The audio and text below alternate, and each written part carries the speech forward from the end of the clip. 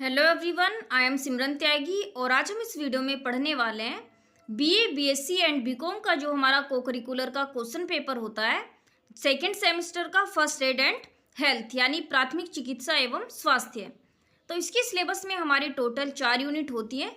2 unit already मैं channel पर डाल चुकी हूँ, आप लोग जाकर चेक कर सकते हैं। और इस वीडियो में हम कंप्लीट करने वाले हैं यूनिट 3 जिसका हमारा टाइटल है बेसिक सेक्स एजुकेशन यानी आधारभूत यौन शिक्षा। ठीक है, तो फर्स्ट क्वेश्चन यहाँ पर दिया गया है इससे रिलेटेड कि यौन शिक्षा का लक्ष्य है। यौन शिक्षा का लक्ष्य होता है यौन संबंधों की सही जानकारी देना, प्रेम के अनुचित प्रदर्शनों को रोकना, एकाकी परिवेश तथा सामाजिक सामंजस्य, ये सभी यानी ऑप्शन डी यहाँ पर हमारा करेक्ट होगा।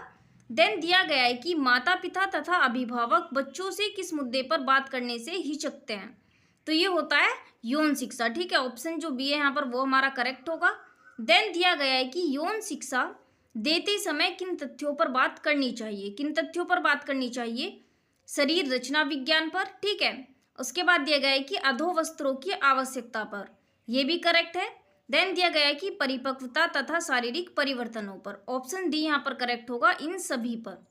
उसके बाद दिया गया है कि यौन संचारित रोग हैं, तो यौन संचारित रोग होते हैं एड्स, उपदंश तथा सुजाक, तीनों ये यौन संचारित रोग हैं, इसलिए ऑप्शन डी यहाँ पर करेक्ट होगा ये सभी। उसके बाद दिया गया है कि कौन सा अंग मादा प्रजनन तंत्र का हिस्सा है, तो मादा प्रजनन तंत्र का हिस्सा होते हैं गर्भाशय, डिम्ब ग्रंथियां और डिम्ब नलिकाएं, ये सभी मादा प्रजनन तंत्र का हिस्सा होती हैं, ऑप्शन डी यहाँ पर करेक्ट होगा। ठीक है, देन दिया गया है कि स्तनों की रचना होती है, स्तनों की रचना जो होती है वो किससे होती है, संयोजी ऊतकों तथा वसा से, ऑप्शन बी यहाँ पर करेक्ट होगा।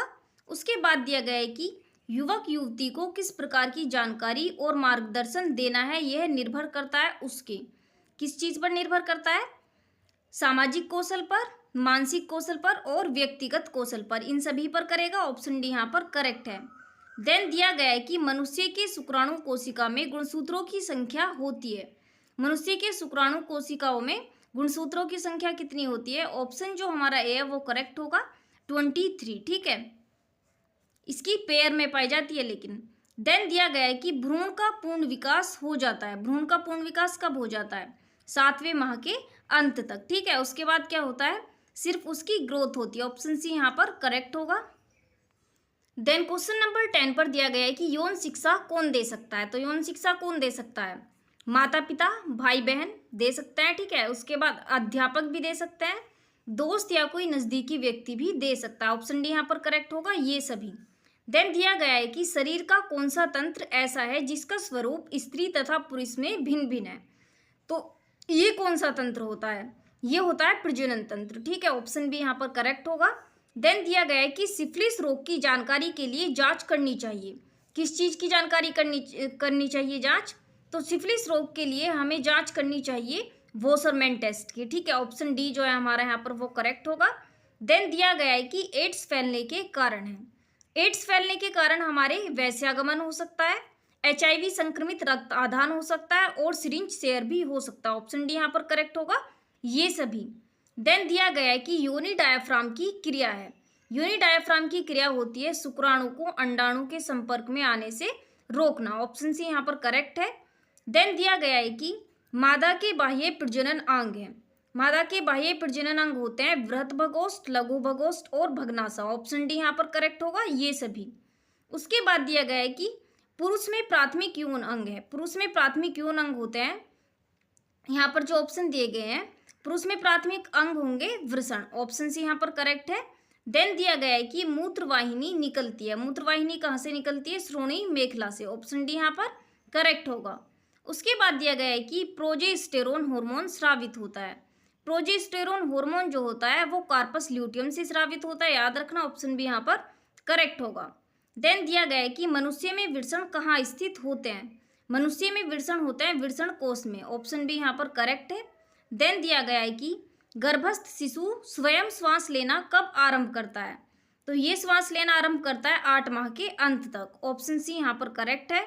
देन दिया गया है कि डिम्ब ग्रंथियों की संख्या होती है, डिम्ब ग्रंथियों की संख्या 2 होती है, ऑप्शन बी यहाँ पर करेक्ट है।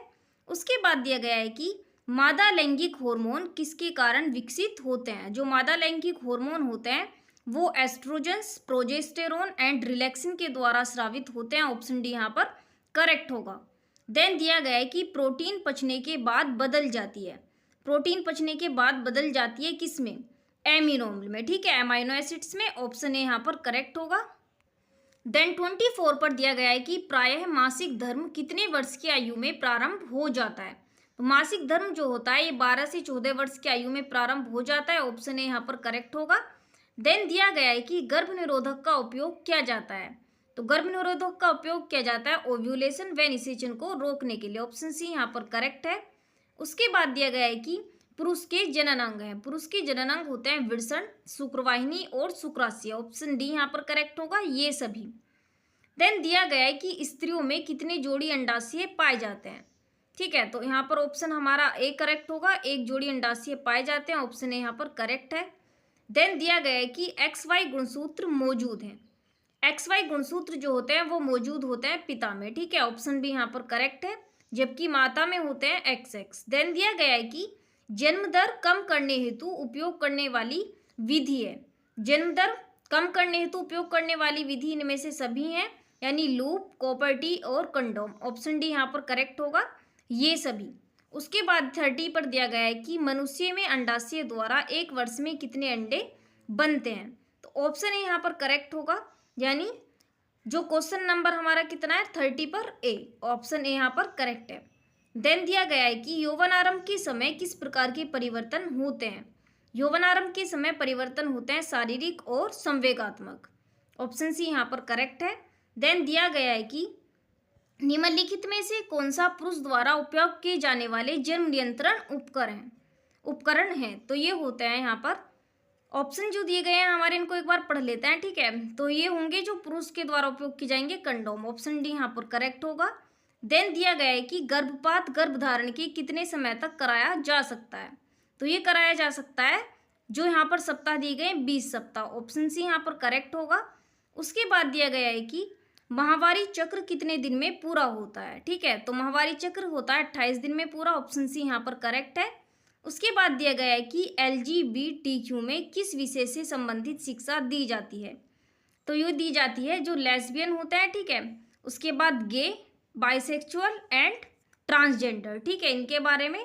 और एक होते हैं कियर, ठीक है, तो इनके संबंधित विषय दी जाती है शिक्षा, यानी समलैंगिक, उभयलिंगी और ट्रांसजेंडर तीनों की। ऑप्शन डी यहाँ पर करेक्ट होगा, इन सभी की।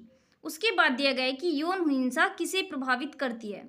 यौन हिंसा किसको प्रभावित करती है? संपूर्ण समाज को, ठीक है, ऑप्शन सी हमारा यहाँ पर करेक्ट होगा। और ये हो गए हैं हमारे जो यूनिट 3 है उसके क्वेश्चंस कंप्लीट।